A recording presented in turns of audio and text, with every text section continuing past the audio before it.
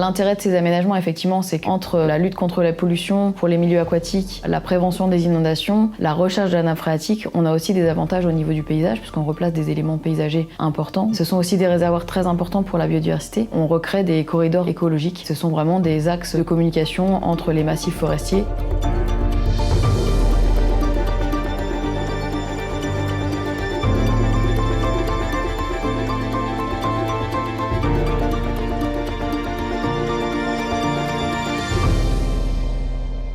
Depuis plusieurs années, on se rend compte qu'on a une augmentation des pluies de plus en plus intenses qui nous pose des gros soucis de ruissellement, puisque les pluies avec cette intensité n'ont pas le temps de s'infiltrer, donc ruissellent, c'est-à-dire qu'elles prennent sur leur chemin tous les matériaux qui s'y trouvent, notamment en milieu rural des terres, donc ce qu'on appelle les matières en suspension, qui se lient à l'eau et l'eau les emmène jusqu'au point bas, à savoir en général les cours d'eau, ce qui provoque un envasement important et donc une pollution finalement du milieu.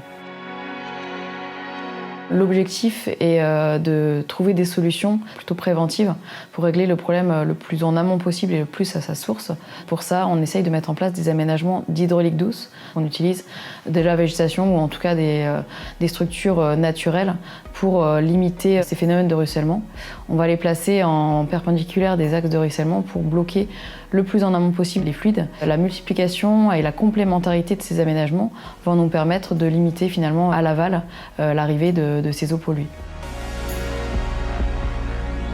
Au niveau des aménagements de lutte contre le ruissellement, on a tout ce qui est aménagement qui vont servir justement de freins hydrauliques, qui sont tout ce qui est fascines et on a également aussi tous les aménagements qui vont plus servir pour canaliser, orienter les eaux, pour éviter que l'eau soit emmenée dans des endroits qu'on ne souhaite pas. Là, on est plus sur tout ce qui est fossé, nous, bande enherbée, où là justement le but c'est canaliser et infiltrer à l'échelle des parcelles.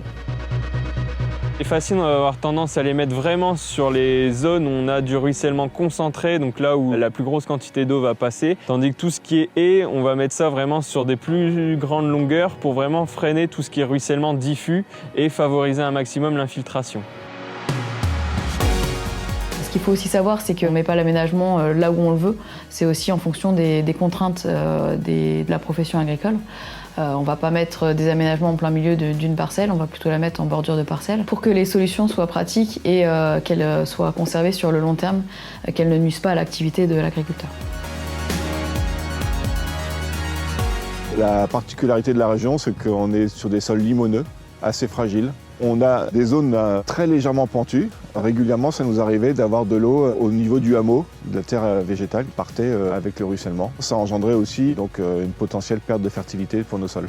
On a accepté les aménagements en hydraulique douce, d'une part parce qu'on a bien collaboré avec le syndicat.